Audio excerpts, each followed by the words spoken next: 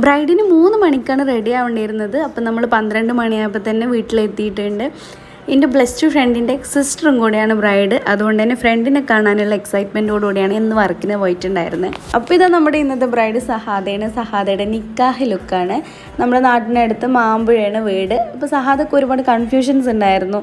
Scarf ചുറ്റണോ ഷോളാക്കി ഇടണോ, അങ്ങനെ കുറേ ട്രയൽസിന് ശേഷം നമ്മൾ ഷോൾ മതിയെന്ന് ഫിക്സ് ആക്കി. പക്ഷെ ആദ്യം നമ്മൾ സ്കാർഫാണ് തീരുമാനിച്ചത് കൊണ്ട് തന്നെ സഹാദയുടെ കയ്യിൽ സ്യൂട്ടായിട്ടുണ്ടായിരുന്ന ഇയറിങ്സ് ഒന്നും ഉണ്ടായിരുന്നില്ല. ഉള്ള ഇയറിങ്സ് ആണെങ്കിൽ നമുക്ക് ഇടാനും പറ്റിയിട്ടില്ല. അപ്പോൾ ഇതാണ് സഹാദയുടെ ഫൈനൽ ലുക്ക്. നിങ്ങൾക്ക് എല്ലാവർക്കും ഇഷ്ടമായെന്ന് വിചാരിക്കണു.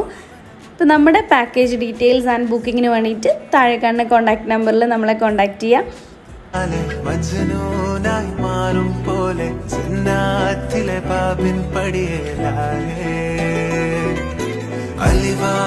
ഒരു വാക്ക് പറഞ്ഞ്